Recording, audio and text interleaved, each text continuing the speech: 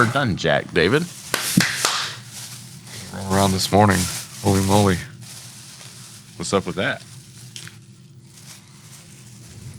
Because I was planning on 9 o'clock, and then you're like, hey, 8. Yeah, that was completely my screw up. Entirely. Like the time zone thing. I thought. Oh, is that what it was? Yeah. I thought that I was building it in Central, but it turns out I was building it in Eastern. So is tomorrow morning 7? Yeah, sure. Maybe we should do 6. Well, no, I just want to know. So I'm here, when I'm supposed to be. I don't know. Let's look.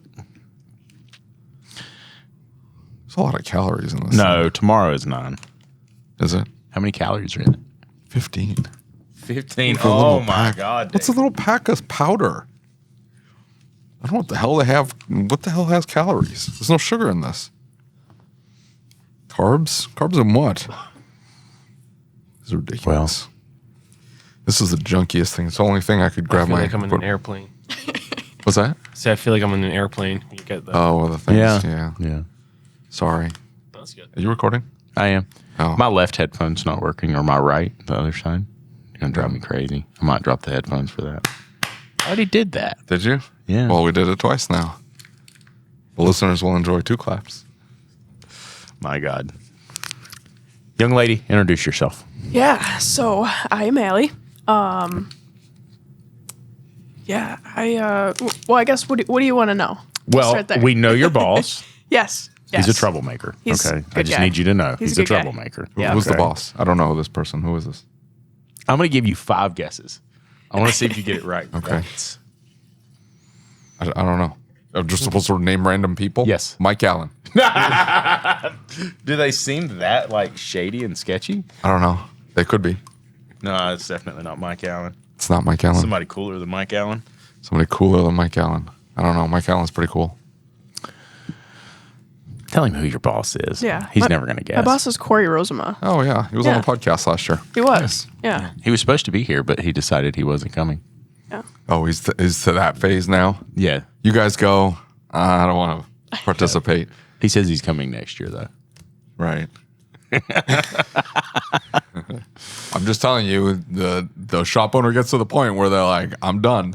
I don't want to go take any more That trips. is not what he was doing. And I I'm think just something going to send the came up. employees. Yeah, something always comes up. I'm telling you, it's a thing. You're not to that point yet, are you, David? Not that I love vision. It's fantastic. But if I wasn't recording podcasts, my happy ass would be at home. Doing what? Right now, probably getting into the shower. I don't know. Oh, it's 8:30. No, I'd be at the shop by now. Yeah, I would be. I help checking cars sometimes. Sometimes. What do you do the rest of the time? Then I go to the office and start messing with the podcast stuff. Oh, okay. Is that why it takes 6 months to get them out? It doesn't take 6 months. We record a lot at one time. I can put out 2 a week. You want me to do that? No, good. Okay. So you've been working for Corey a while, and this is your coworker, right? Yes. Introduce yourself. My name is Luke Wetters. I've been at Rozema Car Care longer than Allie, actually. Really? Yeah. Because I think I met you with Andrew at one point, Yeah. right? We went to ACE 2 years ago. Yeah. And you shuffled. We rode around with you. Yep. I remember that. Yeah. It was a lot of fun. So you when we sent out the scheduler, we asked some questions and you had some really interesting responses. Yeah. So tell me a little bit about that, because I scroll through them, right? Like I just skim. I don't actually read all of it all at the same time. And then I got to yours and it's like hate. And I'm like, hang on, let me read this. So tell me what's up with that. Yeah. So I started about 2 years ago. Right? So I'm still a baby in the industry. But yeah, I was what you would call as a professional job hopper. Okay. So I did pretty much anything and everything from a barista to a Amazon delivery driver. Okay. So I never knew what I wanted to do. And I was scrolling through Indeed one day and I saw this posting for an advisor. Okay. Didn't have to know anything. So I was like, that's my jam. I don't know anything about cars. So let's do it. That's what the ad said? Yeah, no experience needed. Oh, well. Yeah. Okay. Yeah. Didn't. No, I knew oil changes were inconvenient. I hated waiting for them. So, apart from that, yeah, I had no business putting my foot in the door. But Right. I did it, and I hated it. I hated Right. every second of it. It was so much to learn. I mean, it's an overwhelming job. It is. It really is. Yeah. Didn't like clients yelling at me. You know, they were like, well, it's your fault my car's broken. Like, all right, cool. Right. Yeah, that's my fault. That's cool. But yeah, so Corey and he gave me so much grace, and I'm so grateful for him, but we definitely butted heads a lot. Okay. I eventually got to this point where he was like, I wrote an engine job. Yeah. And I was like, all right, I sold it. I wrote it. He's going to be so proud of me. And he came in and he was like, what are you missing on this ticket? Oh, no. Nothing. I'm not missing anything. It's flawless. He's like, there's not an engine on it. And you sold it. So it was, yeah, pretty bad. So it was a conversation of like, you need to like get it together, figure Yeah. it out, or I'll find someone who will.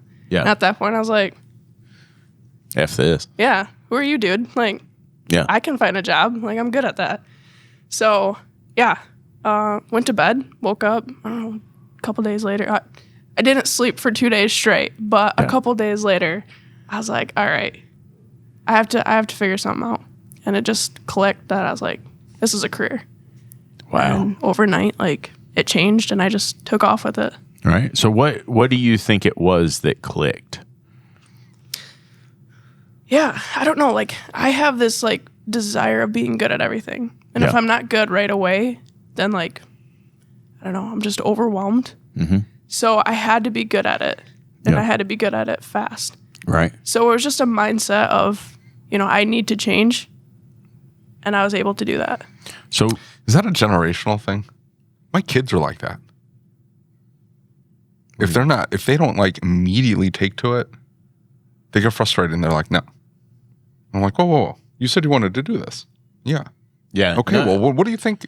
You think you just pick it up and you're like, you're good at it immediately? You don't think it takes hours and hours and hours and hours and hours of practice? Well, it's because your kids took from your wife, not from you.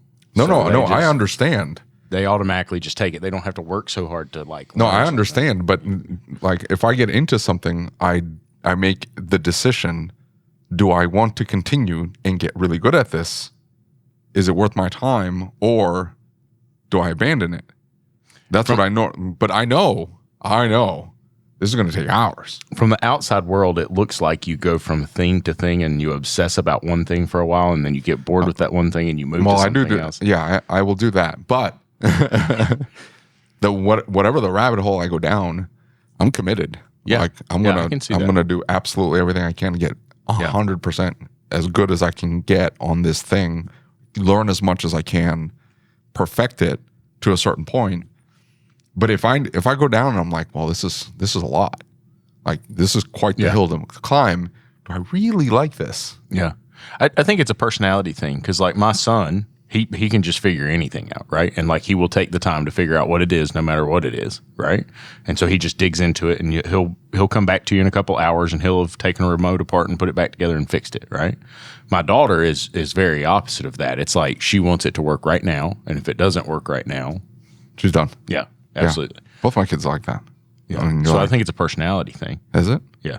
So what did you do? What were the steps that shifted? Because I'm going to kick Corey really hard next time I see him, because anybody that puts out like a service advisor doesn't need experience is like that's a hard road to like. Well, grow. if he had worded it like you don't need to do anything, we'll teach you everything, but you got to be willing to learn. Like if he had worded it like that, but no experience necessary, I don't know. That's too vague. What does that Yeah. mean? I mean, I don't know. I don't know what the ad actually said. Yeah. That was too long ago. They Right. could have said that, but right. We're going to assume it said that and just run with it. This is all Corey's fault. So what were the first steps you took to begin? Hold on. How long into you having the job did he go, get it together or I'll find somebody else? Like how long were you into the job? yeah, like I said, he gave me a lot of grace. So there was multiple conversations that led up to that, but I don't know. It's got to be a few months. A few months? Way more than it should have. Are you insane? What are you talking I about? think it takes what two years at It least. gets 2 years just to get proficient, just like competent. Like, hey, I don't have to like wipe your rear every day when you come to work. 2 years to do that. 2. A few months in, he's like, hey, get your head out of your ass. Like, what are you talking about? Who is this person? I remember him. He had a whole conversation where I like, hey, I stopped being a dick like 3 months ago. It's been great ever since. Listen to the podcast. That's what he said. That's what he said. I was like this giant asshole right up until like 3 months ago. Now everything's super cool. Does that resonate with either one of you? Oh yeah. Yeah, there you go. See, I knew it. I'm not making that up. It's been a big process. It didn't just switch like it did change a lot. Yeah. So like I've been with him a long time. I can tell he's very dedicated to the shop and like taking care of his people. Yeah. So like I really enjoyed that about him. But like the process he's came from the time I've worked for him, it's just crazy the amount he's became such a better boss and like gives you more gracious to say, and you get, I don't know, more time, I guess. You know, he's more understanding. More flexible. Yes. Right. Not just like by the book. This is the only way. What do you think makes people like that? What's your input? What do you, were you there for him being an asshole? No. What do you do? We just said. I'm 2 months into the job. I don't know anything about cars. He's yelling at me because I don't know what I'm doing. Imagine that. Well, our personalities are really similar. So, like, if he wouldn't have said that, I would have been like that the whole 2 years. Like, I wouldn't have changed. Right.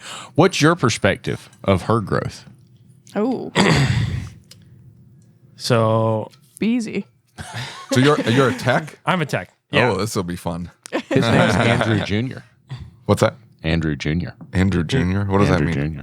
I don't know what that means. You remember Andrew? I do. Yeah. Okay. Anyways, yeah, he's my coworker. All right. He's a famous one. Okay. I remember her kind of like just being annoyed with her, and then eventually, over the time, because I knew it was going to take time for her to learn how to do stuff. Yeah. So I just was like, I just let her do her thing until eventually she started getting good at her job. And I was like, okay, now we can talk and have a conversation because I just don't want to deal with you until you can be good at your job. And like, are you actually going to stick around or are you going to leave because you can't do your job? So did you guys go through a bunch of service advisors? I mean, we have a hard time we have a very, our culture in our shop is like very specific. It's good culture, but a lot of people don't, like, it's hard for people to fit into that culture that we have at our shop. What about it? I don't know. It's just different. No matter who we talk to, it's just like old employees we'll talk to. It's like, it's a great shop. It's just the culture is just so different than a lot of things. How would you define different? What's different about it? That's my problem. I've only ever worked there, so I don't know what other shops are like. Yeah. What do you think's different about the culture? I don't know. I would say it's very family oriented. Yeah. So like, I don't know. We treat each other like siblings. Yeah. So I'm gonna yell at you if I want to, and then we can laugh about it later. Yeah. That's my shop. Not that we ever yell at each other, but We yell. Yeah, we yell at each other all the time. Yeah, it's bad. It's bad. There's a lot of shops are like that, though. I mean, any small independent repair shop is going to be very family oriented. It's very much a personality like mix. So if the personalities match, then everybody gets along, even if there's conflict. For example, I like to incessantly tease, like constant, all my employees, right? I crack jokes, nothing overly mean, but you push a little bit, but it's just constant, like. And if I have to address something, I don't do, what was that phrase? I hate that phrase. Lisa mentioned it. Which one? The phrase, like, hey, I need to get Permission to coach. Oh my goodness. No, it is kind of cringy. That is the cringiest. What shop is doing that? I'm not going to say because I don't want to throw them under the bus there, listeners. I would slap somebody to walk up to me and say, permission to coach? No. Start doing that No, every day. no. There's no permission. I would love for you to slap. I would just say no and then walk away. I'm like, no. Like, what are you doing? If you got something to say, just say it. Anyway, so instead of like walking up and say, permission to coach, I instead make snide remarks. Yeah, Passively, that's me. aggressively, That's I make me. snide remarks. Everybody understands it. It's kind of like an unspoken rule. It's like, oh, he made a snide remark. I should probably change that behavior. Or, hey, he didn't make a snide remark. He just told me to stop doing that. He's mad about it now, right? But everybody just kind of understands. Now, I've had people that I've hired in that cannot take a joke. They cannot take a joke. They're too serious and nothing's ever funny. I don't know. Something wrong with them. And they don't last. Yep. And I meet somebody like that and I'm like, ooh, we're not going to get along at all. This is not going to go well. One of the things that I've noticed about Chris coming from the dealership world is that, like, he can't, when I'm making those jokes and those snide remarks, he really struggles with it. But he's pointed out, like, hey, I came from an environment where everybody hated everybody else. Yeah. And so, like, it was things that you would get fired for, or it was this adversarial environment where everybody was against everybody else. And so it hits a little bit harder, right? And he told me the other day, he's telling me about this story. They had this deal from their dealership where when they wrote service contracts, when they sold the car, they'd do a service contract on it, and they were doing lifetime powertrain warranties on stuff. And so they would put the lifetime powertrain warranty on it, and they would fill out the paperwork. They'd submit the paperwork. Well, this lady comes in. She said, I bought this car because I have a lifetime powertrain warranty, but you're telling me I don't have one.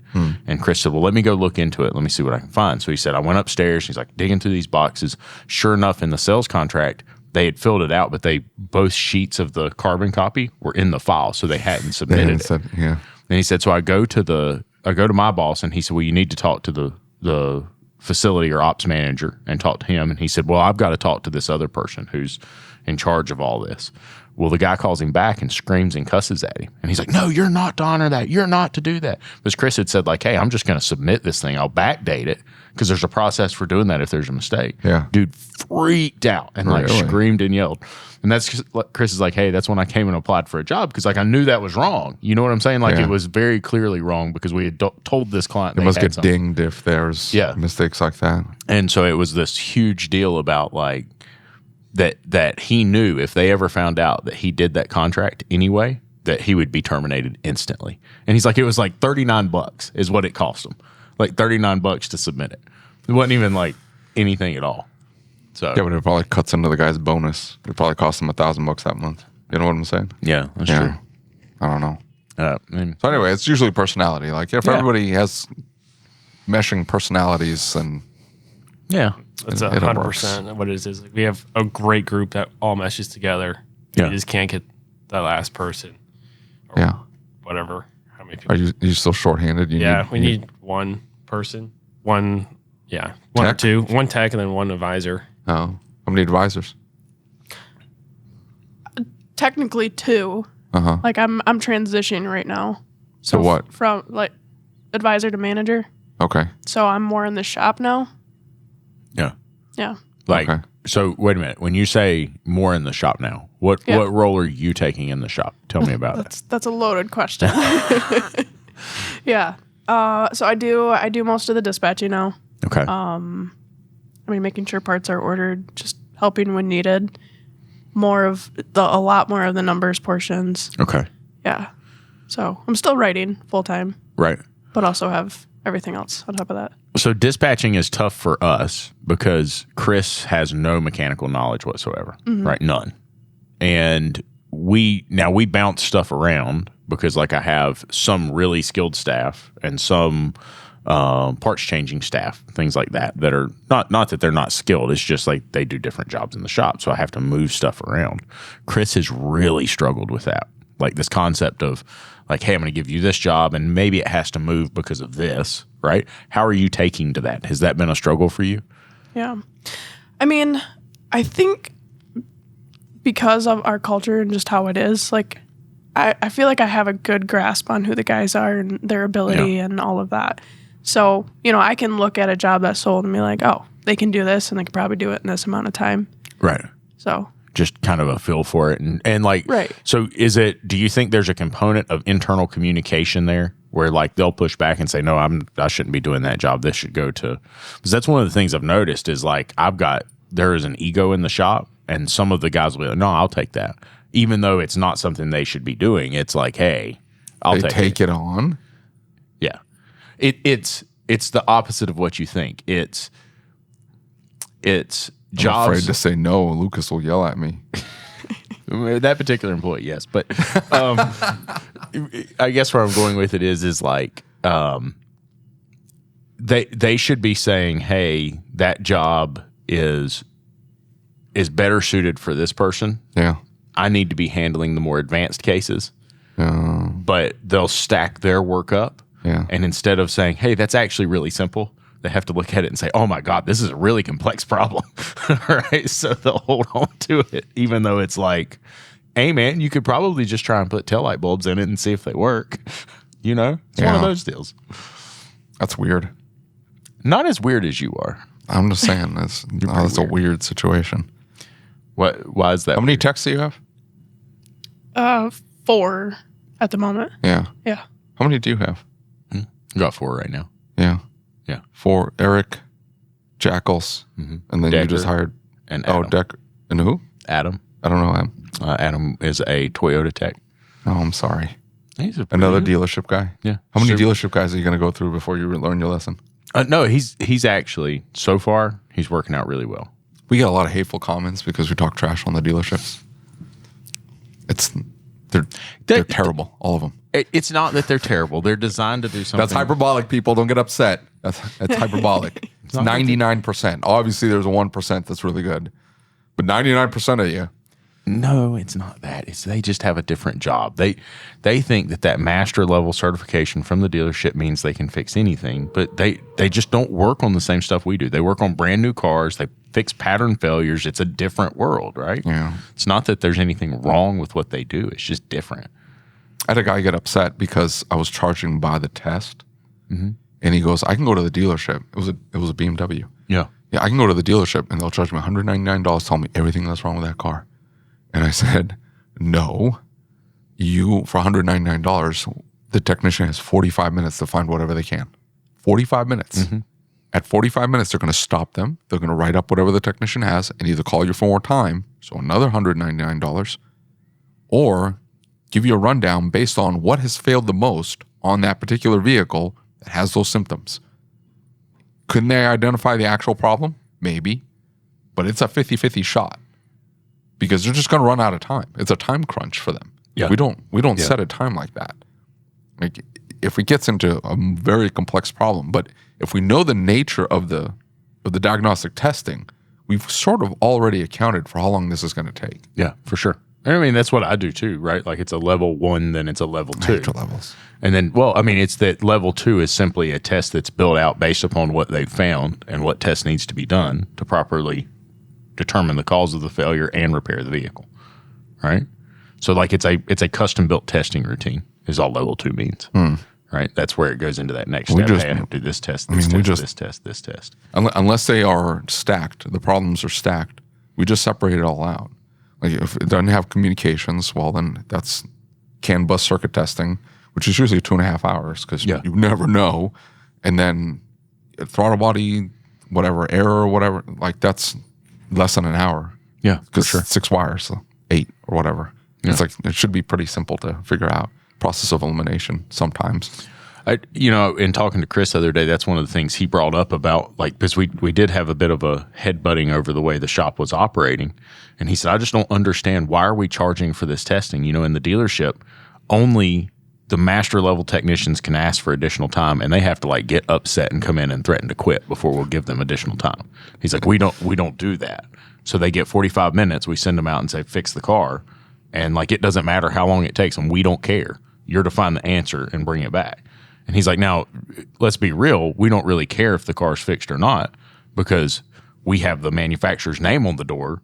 Yeah. So they're either going to come back or they're not. It doesn't really matter to us. Yeah, people don't understand that. They come back with a solution. It's not the solution. It's a solution. And then they throw the part at it and go, so that's fixed now, but there's this other problem that's also going on, and you're going to need another. Yeah, dude. That was one of my beefs is that there's a lot of the mentality there's a lot of squirming and squeaming instead of just saying like, hey, here's what's going on.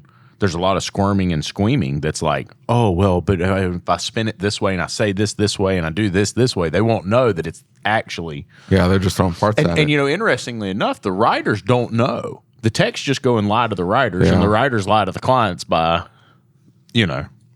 So I don't know. I don't know that it's straight out lying. It's more like obfuscating the situation. Yeah. Just making it muddied enough that it's like, well, it can go either way. That's what I told the guy. I'm like, listen, you're going to spend $1,000 on me testing this vehicle and figuring out the problem, and then I'll fix it. Or you're going to spend $1,000 throwing parts at it at the dealer. yeah. The advantage is that at the dealer, you'll have $1,000 in new parts, and then the problem is fixed. Where I will have just done $1,000 in testing. Hopefully And they fix- fixes it. Yeah, hopefully. $1,000 in parts. And Are you guys flat rate shop? No. No. Are you commission or anything like I'm that? commission, yeah. Straight commission? Yeah. I mean, I have a base pay and then I get commission on that. Yeah. You like that? I do. Yeah. It's only 2 months into it. So, All right. Oh. yeah. Yeah. What did you do to learn, right? Because like you started kind of flatlined, not developing very much. Mm-hmm. And then when that happened a couple months in, it's like you went on a very steep trajectory to learn. What steps did you take? Yeah. So, like I said a little bit ago, it was the mindset. And I figured out what that mindset was. Okay. So it was putting myself in like the technician shoes and, Okay. and adapting them as not just a coworker, but Yeah. as like someone I genuinely care about. Right. So for sake of conversation, like Luke being my tech, he's a husband Yeah. and he's a father. So like putting myself in that mindset of like, as long as I'm selling and I'm selling correctly and good, like I know that he's going to get paid and he's going to be able to take care of his family. Right. So that was the mind shift that I had to have. What kind of training have you done? That's great. Yeah. So we are with Empowered Advisors. Okay. So they're great. Yes. We left them for a little bit and went to the Institute. Mm-hmm. Couple things happened there. Yeah. And then we went back to Empowered Advisors. Right. And I've used both, and depending on what I'm working on, like in other words, Chris is in the Institute's manager program, I will pull Rena in and she will coach our advisors, especially like right out of the gate, to make sure they're in alignment with like our belief structures and whatnot. Right. I've been very happy with both. I think Rena does a really good job, especially with somebody like you, right? Like you don't have that much experience, and her way of coaching is really awesome, right? Because they have the technical aspect, and then they also have this belief system mindset kind of stuff, right? That's developing, like, why do we ask the questions we ask? And then coaching back through the calls is really important. That's something that's hard for owners to do, right? Because we're emotionally connected to the situation where Rena is not. Right. So Rena can listen to your call and she can say, "Ooh, I see that. Let's have a talk about that." Whereas if it was me or if it was Corey coming back, it's going to be like, "Dude, I can't believe you fucking did that. Like, why didn't you do that?" Right. Where Rena's like, "Hey, do you think there might be a better way to handle this situation?" Right. Yeah. You know what I'm saying? For sure. What do you think your biggest growth has been with Rena as far as? Yeah. So when we were first with her, I was with Rena. Now I'm with one of her other coaches. Okay. But yeah, I mean, she definitely formed me as who I am and how I present myself as an advisor. I think it was like just being okay with getting feedback. That was my biggest thing. Because if you're going to tell me that I did something wrong, like I'm bad at everything. Right. Like that's the other part of the mindset of just I have to be good. For sure. So I think that was the biggest thing of like building me up, but also like letting me know that it's okay to be teared down as long as I take that criticism and, run with it. For sure. And that's a really good point, because I think that as owners, we're really bad to do the tear down part, right? And like, that's it, because it's emotionally charged, right? Like it sucks. Our client's upset, our tech's upset. It costs us money. There's something to it. Like it's a big deal for us. And so when Rena goes about that, she can handle that in a very, very different way. And like she can bring about a productive discussion out of something that shop owners aren't very good at making productive. Is that what you found? Is it like from the if Corey went and counseled you on something, it would be a very different conversation than if Rena did it, right? Yeah. What kind of things has she got you implementing in the shop that weren't there before? Yeah, so it was mostly like phone calls. So like how do you answer the phone? So going from, hey, this is Allie to my name is Allie, that was a huge changer. Yeah. Yeah, really just like how you present yourself, how you sell. Answering the phones was a big one. Like I thought I was good at that. apparently not. Answering phones in automotive is so much different. So, I mean, those are life skills, though, right? Like even beyond just the shop, like those are life skills, and she is an expert communicator. I will give Rena that she is an expert communicator. She's very good at it, and so that's pretty cool. What do you think about the change in the growth that you've seen in her? What has it done for you in the back of the house? I think it helps me because she does not have to come to me with a bunch of questions every time. Like, it doesn't slow me down, which I enjoy because I don't like being slowed down. Right. So when they're more skilled, then I don't have to help them as much. Right. And then I can do my job better. And so one of the things that they implemented in our shop was every time she listened to a call, Rena was coming back and saying, we're not asking enough questions. That's one of my biggest beef with advisors is they don't get enough information. And so now I have to go back 2 or 3 times to get everything I need to know. When does it happen? How does it happen? What were you turning left? Were you turning right? Like more details. Has that changed in your shop? Do you think you're getting more details now? I think yes. I think you kind of you fall out of it, and then you're like, hey, we start needing to get more details again. And then they get back on it, and then, it fades in. It fades in and out, but generally, it's it's good. It makes the job a lot faster 100%. When they get enough details, right? Because it means that I can duplicate much faster, and so I can be back to them with an answer, and I'm moving on to something else. Whereas if they don't get enough information, I have to pull the car out, and then I have to go to them and say, "Hey, I can't find this. Can you get me more information?" Now I've got 2 more steps in the process. The car's got to come back in, or I've got to walk up there and say, "Hey, dude, like." It's making a noise. Okay, what noise? Like, what does it sound like? Right? We had one a while back that was all it said on it sounds like dog barking. What are you talking about? Sounds like dog barking, right? I ask, and does it do it all the time? I'm going to put my technician go drive it down the road. Is he going to be able to hear it immediately? Well, it's like, okay. It only happens once every 5 months. Well, if they go, well, it's like, okay, I'm going to have to ask 1,000 questions. So I'm going to sit there and have a whole conversation about the stupid car. But I mean, you hate people and cars. I'm just saying, if they go, yeah, they'll hear it immediately, then the conversation ends. Like, okay, great. 9 times out of 10, you can hear it. And there's 5 noises that we're trying to figure out what they're talking about. Yeah. Yeah, but at that point, it's like, okay, this car makes a bunch of noises. Quote it all out. I don't know. Right. It may not address exactly the noise that they're hearing, but also like everything else is later. Yeah, it's like $5,000. The exhaust hanger was falling off of it, and we would no. See, we wouldn't have missed that. Also, if I'm $5,000 into it, I'm gonna throw the exhaust hanger on there and not call them. And we're like, hey, we missed that. Okay, just fix it real quick. It's $7. Done. I thought you turned the screen. I know. I don't know. I don't know how to work that computer. I'm sorry. Anyway. My technicians complain all the time that we don't get enough information, but at the same time, it's like, have you talked to these people? Like, they don't tell you. They don't know. They're like, hey, this car's making a noise. Okay, when does it do it? I don't know. When I'm driving, how fast are you going? When I'm slow and fast. Highway? Yeah. Streets? Yeah. Okay, so I'm going to hear it all the time? Well, not every time. Backing up? Going forward, left, turn. I'm not sure. Okay. Maybe bring it down and we'll see what we can find. So I don't want to sit here and maybe your ask demographic is just stupid. No, you know what it is? I think they we're in an area where they don't necessarily bring it in until there's an issue that concerns them, and at that point there's usually a problem. You see what I'm saying? And we just don't take clapped out vehicles. We took that was a 2002 or 2003, and it was a nightmare.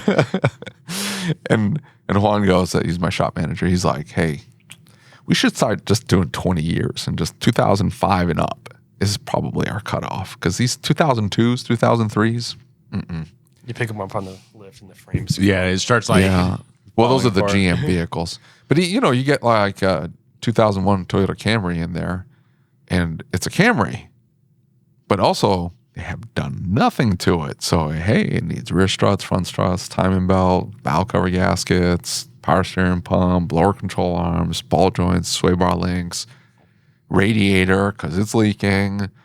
And they're like, oh, I thought I got a reliable car. I was like, you fixed it. You just didn't maintain it. You got to fix things on it. It's also 24 years old. Like, people don't understand though. No, they don't. It only has 20,000 miles on it. Okay, so it's sat. Like, that's the worst that could have happened to it. Now everything's dried out. Like, you're screwed, dude. I've got one that my neighbor, his brother, they're very wealthy folks, right? And so he called me one time and he said, hey, I'm going to bring in my F550 and have you just look it over real quick. And it was like a 03, 04, something like that, first generation of the 6.0.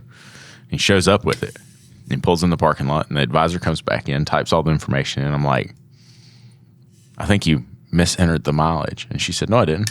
I said, what? She said, it's only got 25 miles on it. I'm like, What? that's weird. And so I walk out, and dude, this thing is gone. Like, it is rusted apart. There's nothing left of this thing. It's in terrible condition. And so I called him and I said, did like you have a cluster put in this thing or something? He's like, no, I'll be completely honest with you. I bought the truck for a tax write-off and I forgot it was sitting out there in that field. He said the grass has been grown up around it for years. And he said, I just want to see if it's worth saving. I'm like, What in the hell? Are you kidding me? Right? And dude, this thing was rusted up. Like, the bed was almost rusted all the way off of this truck because it's just been sitting out in the field since it was brand new. It literally had enough miles to get it from the dealership to where it was parked. That's all that was on it. Never had an oil change, never had anything. Went and put batteries in it, started up, brought it to the shop. I'm going to buy an F550 for a tax write-off and then stick it in a field money. It happens. It happens. I get it, but what does he do? They own a large chain of hotels. I don't want to do Probably that. 250, 300 hotels. Yeah, I don't want to do that. Hotels suck. They're Why? a nightmare. You think so? Yeah. Oh, yeah. Oh. Why do you think they suck? The building starts to fall apart. People trash hotel rooms. And you have like bed bugs and like cleaning and then staffing issues and oh no.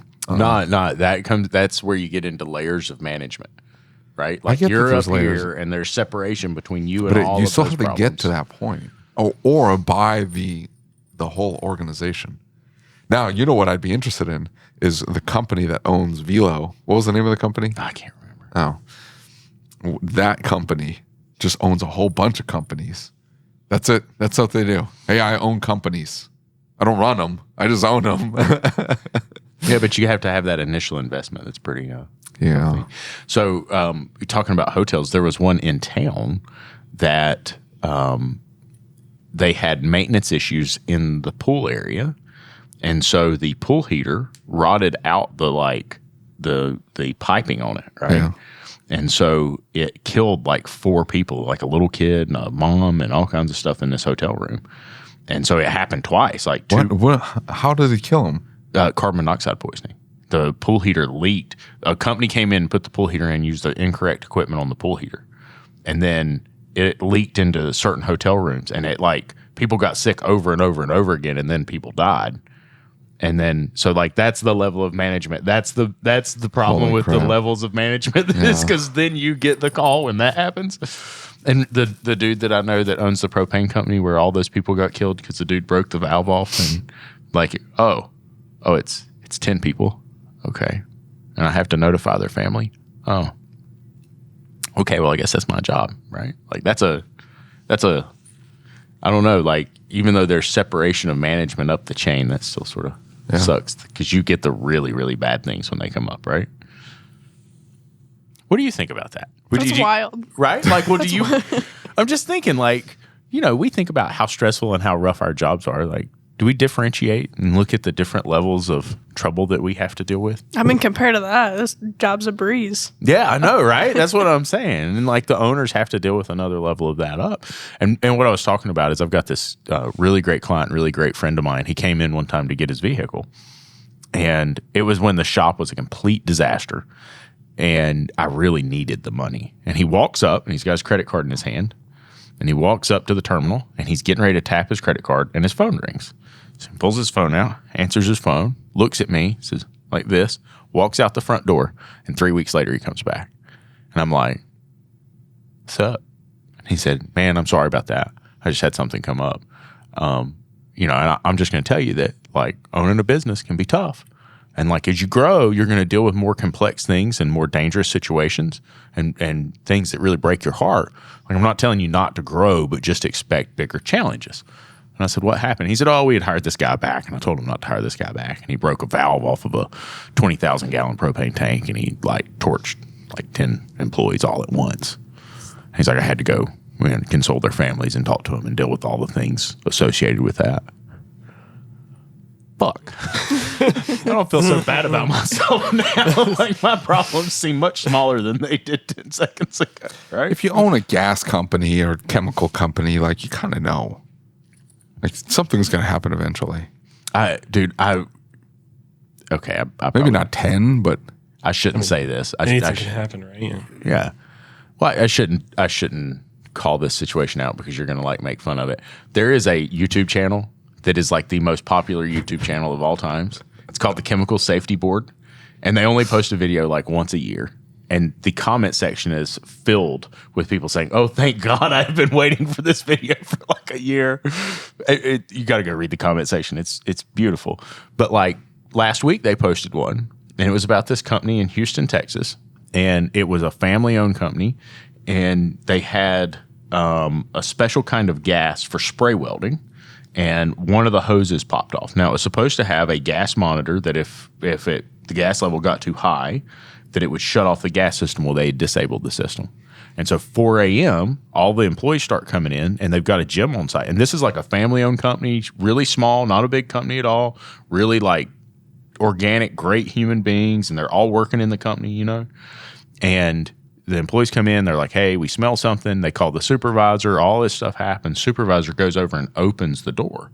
When he opens the door, it sparks and blows up like a 2.5 square mile area, like levels it, right? And it was like 20-some thousand gallons of gas got pumped into this room, and it just found an ignition source, and that was it. It was done. And so they were talking about it, and the dude gets on the news, and he's like, I feel horrible. And he's like, I get that there were mistakes, and we made mistakes. Our insurance company is going to do whatever we have to do to make this right. Well, then that afternoon, he had to come back and retract that statement because the insurance company was not going to cover it. And so like all these buildings around that area, like he completely misspoke. The insurance company's like, nah, you have to go out and take back what you said. It's like, holy shit, that's awful, right? Like that's a terrible situation to be in. was he underinsured? I don't know. I have no clue what played out. I would ask and be like, hey, how many square miles can I blow up before you guys stop covering this? Well, I mean, like it was over $1 billion of a loss. And like it was way over his You know what these insurance coverage companies are doing on the West Coast and the East Coast? They've had these disasters or whatever, hurricanes on the East Coast and then the wildfires and stuff like that. They just stopped like writing new business. Yeah. And so if you're in the Midwest, you have to find a carrier that is out of the Midwest and doesn't write any business on the coasts, because otherwise you're essentially paying for all of the insurance losses on the West Coast with your premiums. Isn't that fun? I'm going to tell you, I watched a particular insurance company involved with an association that I was part of. And I watched their analysis process of how they look at these organizations they insure. And so they would like build boxes around them. Well, there's this area and there's this area and this type of shop and this type of shop, and they handle this and they handle that. And they would look at loss ratios for particular groups, and they would start saying, okay, there's high loss ratio in this, we're just going to drop them. And there's high loss ratio in this, and we're just going to drop them. And hey, we have to mitigate loss here. So we have to start figuring out these types of losses. What verbiage do we need to use to say it's not covered? Right? And it's like, holy crap. You're sitting here buying insurance thinking they're going to cover you, but they're behind the scenes scheming, saying, how do I get out of paying this? Yeah. Right. Like that's the entire focus that they've got is I'm not going to pay this. Well, as shop owners, we depend on that insurance to make sure we're safe. Like you don't think I'm going to pull a car in and Luke's going to total it and I'm not going to fix the car.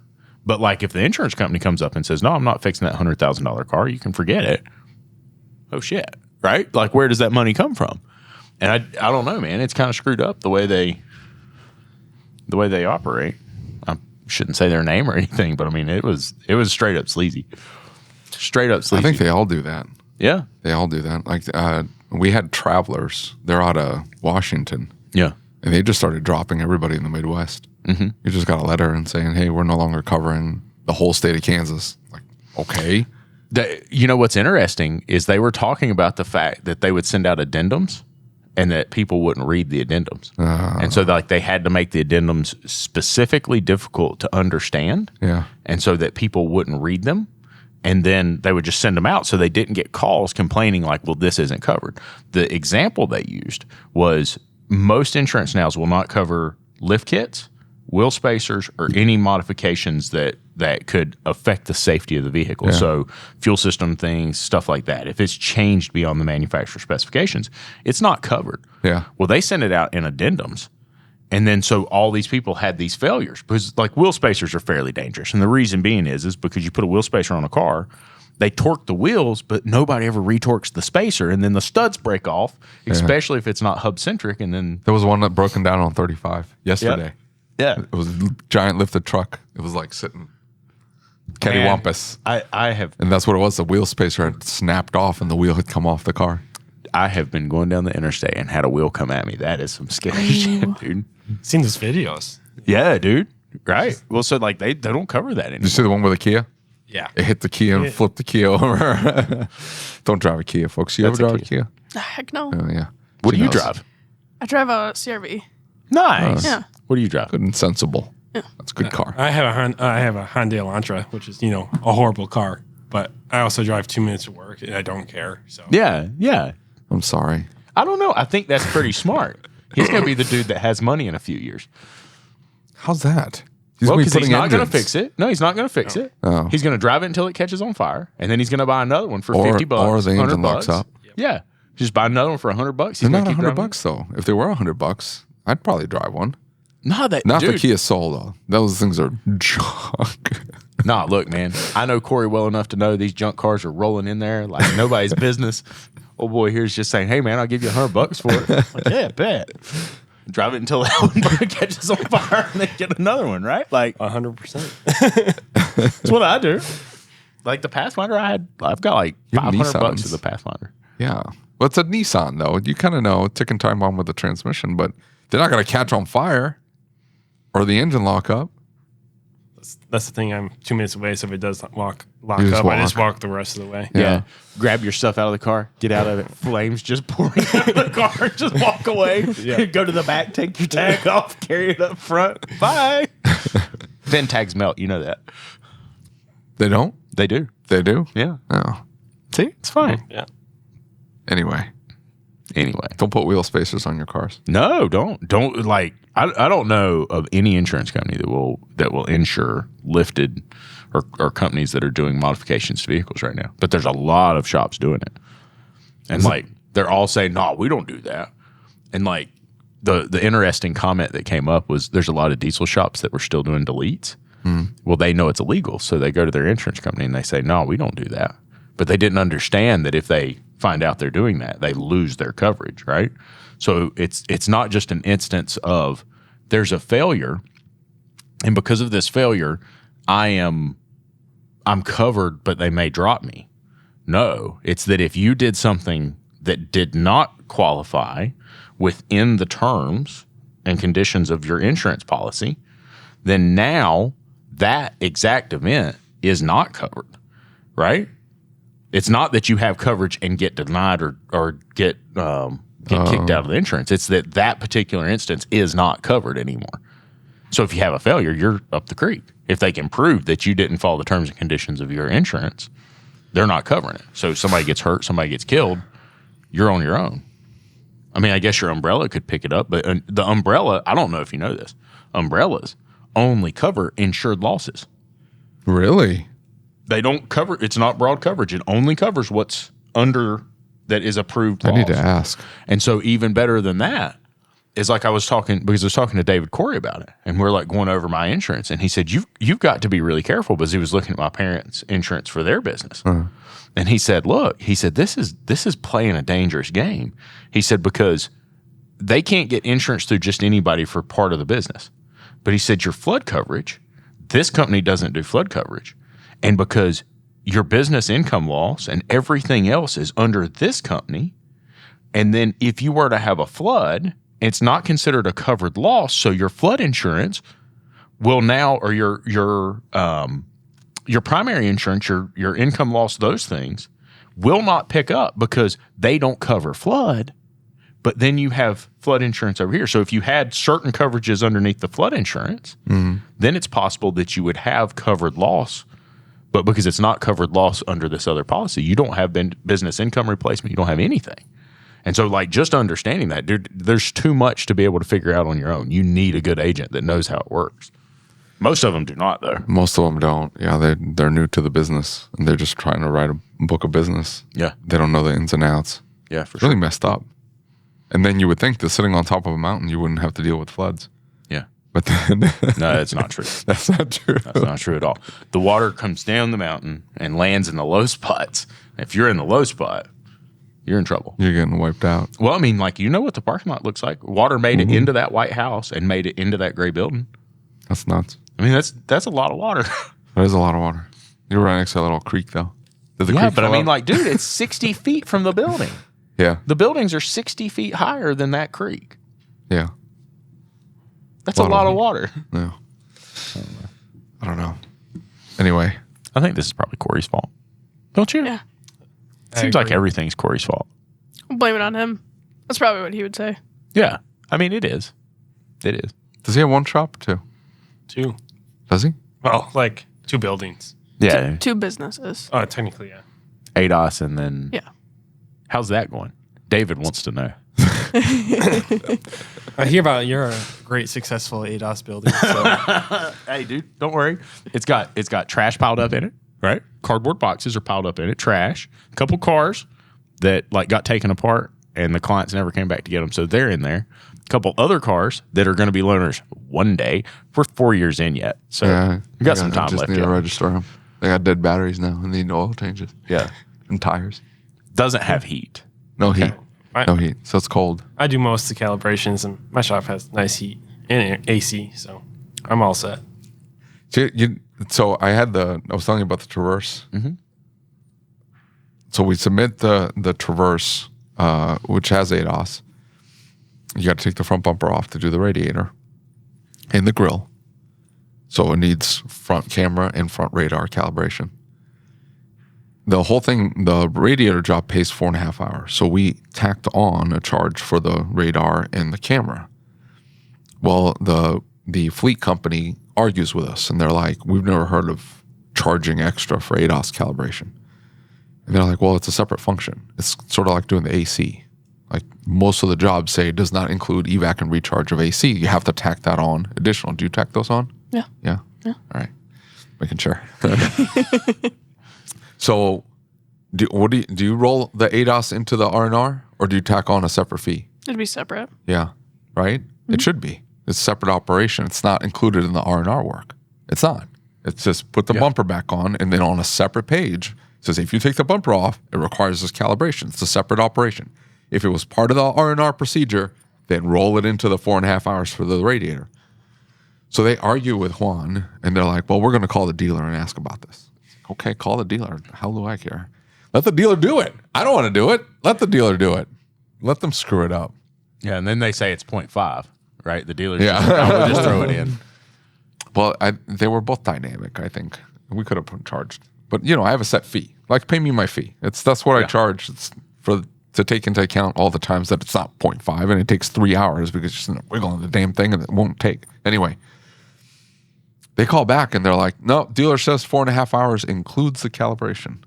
So I sent a note to AllData because that's what they use. Mm-hmm. Like Juan told them, pulled it up and said, look, step 2 is take the front bumper off. That's step 2. I need to do a calibration.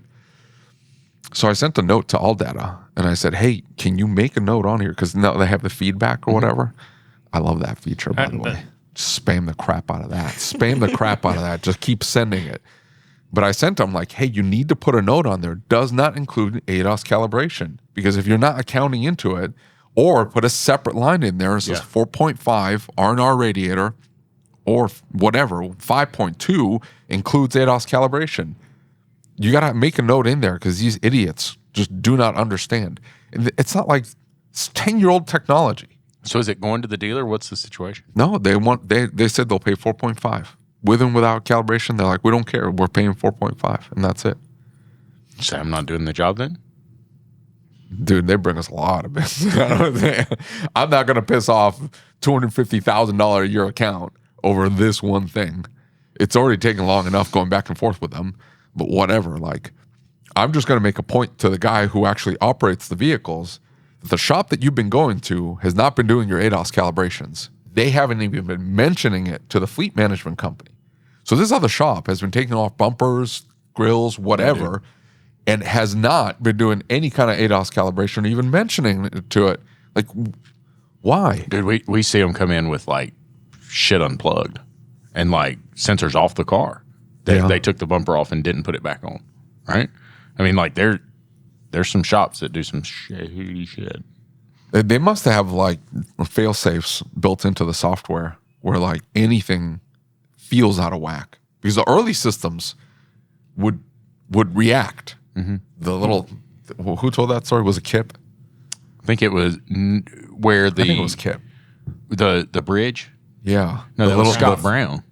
Was it? Yeah, because I sent Terry to that class, and Scott had. You ever heard this story? I've heard it. Yeah. I mean, I've done a lot of research and heard lots of stories about ADAS because I do a lot of it. So, well, so Scott rented a car, and it had been an accident. It was an Enterprise car. They put the car back together, and they just slammed it together. And Enterprise says, "I'm not worried about any of that. Just ship it."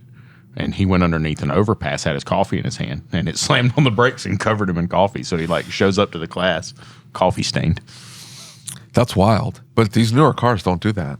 No, They just shut the system they down. just turn the lights on. And Yeah. That's the way it should be, right? But I mean, like, how many shops send cars out with airbag warnings or People don't ABS care. warnings, right?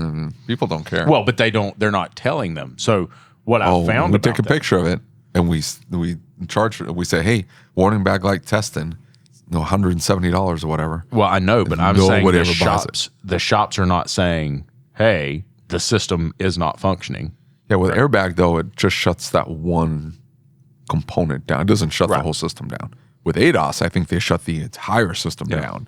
One little thing is out of whack, everything turns off. You don't get lane keep. You don't get the distance thing. Nothing. I'm just saying that when you put a note in there that says the system may or may not function as designed, all of a sudden the consumer's like, what? What do you mean? I don't have airbags? Well, I don't know. Like, Oh, I that's don't know. that's good verbiage. Right, Do you put that because- in there? That like they wouldn't go off. No, that may or may not work as designed. System may not or may or may. Oh, say that again. The system may or may not function as designed. Yeah, I don't use that verbiage. No, but that's good. that is good verbiage. Well, I mean, like what I found is that consumers didn't think that was the case. They just thought this stupid little light was on, and that's what's wrong is the light's on. No, like things aren't working. Kind of like David, it doesn't work. That seatbelt is not going to lock up on you. You're going to go face first into that airbag. Oh, did I tell buddy. you? Did I tell you a loaner got totaled? So on Saturday, like before we come out here, old boy calls me up and he said, "Hey, dude." I'm like, "Hey." He's like, "I'm such and such, and I was driving one of your loaner cars." He's on my cell phone, right? Somebody at the sheriff's department gave me my telephone number, and I'm like, "What's up?" And he said, "I just wanted you to know before anybody else said anything that I was in an accident. This guy pulled out in front of me, and the Subaru's totaled." And I said, "Okay, I'm just, glad you're okay." I said, "Are you hurt?" And he said, "Man," he said, "I've got this bruise on my chest from the steering wheel." He's like, "I had my seatbelt on, but he's like, I'm bruised up pretty good from hitting the steering wheel." I'm like, "Okay." I was thinking about that afternoon. I was like, "Man, you gotta really hit something to like have your seatbelt on and smack the steering wheel." Like, I've done it. Kind of tough, right? Very uncomfortable situation. Why didn't the airbag go off? Oh, it went off. Yeah. It went off after he hit the steering wheel.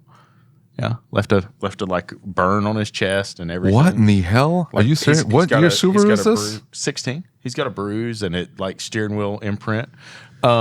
Turns out he left a little bit of the story out. He called me from the jail because turns out that he may have been slosh hammered drunk. Oh, And the car didn't pull out in front of him. It was sitting at a stoplight, and he hit it at 72 miles an hour, and knocked it into the next county, quite literally. And yeah, And so his insurance company's Progressive. This is the only time I've had Progressive write me a fair estimate right out the gate. And they're like, this Subaru looks like it's worth about $15,000. Here you go. Will you take our check?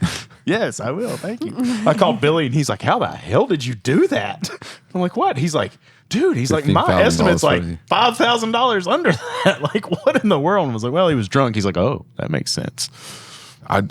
Does that normally happen though? The insurance company like steps up when they know their client was drinking? The insurance company made a very strong stand with that one. And I think it's Billy's fault. So we had this vehicle that was part of the flood. Now, everybody had just been coming and getting the cars.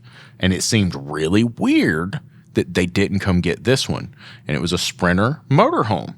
And like it had water in the inside of the compartment and everything else. So we write the estimates and they're like, no. We think this thing needs like $4,000 worth of work. And we're over here saying we're $25,000 to get started to figure out what to do with this thing. And we don't do housework on this. So then it has to go to an RV facility. So they kept pushing back. I send it to Billy. Billy takes it, starts working on it. He sends one of his estimators up. They look at it, go back and forth. This thing's like a $100,000 RV. Go back and forth. And this has been sitting there for months at this point. I'm like, what in the fuck is going on with this thing? Then they go back and they said, nope, not totaled. Tell you what, we'll give you the $25,000 or whatever it is, and we'll fix this. And Billy said, yeah, but how are you going to assure me that if something else is going on with this or the house coverages, that you're not going to total it after the repairs and give him less the repairs? Like, what's the deal here? And I don't know what he said to them. They initially wanted to give $25,000. And he called me the other day and said, hey, I got that guy like $89,000.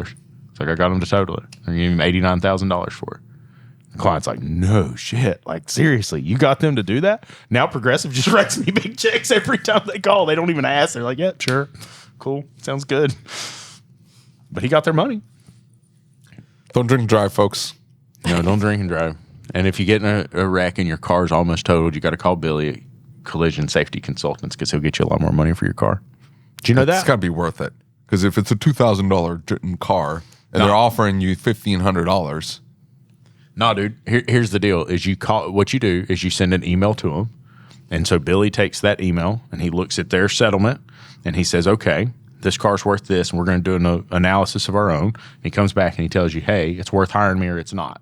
Oh, and okay. $600. Well, there you go. You pay him $600. It's a flat fee. It's a flat fee. He doesn't charge percentage. Nope. $600. What? And so he looks at the job and he's like, hey, I can get you more, I can get you less. Here's what I can do. And so then his whole job is he negotiates. Like, that's what he gets paid for. So he negotiates with the insurance company. And he comes back and gets a fair settlement on the car. Right? They hate it. Yeah. So the deal is you have to have an appraisal clause in your state. And so most states, everything except for Texas, I think, has an appraisal clause. And so when the insurance company calls and says, hey, here's your settlement, you say, I would like to invoke the appraisal clause, and I'm going to have my independent estimator contact you. And they will say, how much do you want? Like, how much money do you want? What do you mean? Well, like, I don't think this is fair. I need to get it analyzed. Well, what if we added 1,000 to it? Yeah. And then they'll say, well, what if we added 2,000 to it? Or what if we added 3,000 to it? And then you start realizing. It's like loss of value of the vehicle. So if the car's been in an accident and they pay out to fix it for like $7,000. And then he gets the vehicle. Yeah, the vehicle's now worth less money because it's been in an accident. It's been now repaired. Yeah. So then he goes back to insurance and go, hey, there's like $6,000 loss of value on this vehicle now. You need to compensate the vehicle owner for that. Okay. Yep. All right. Thank you guys for being here. Thank you. Thank you.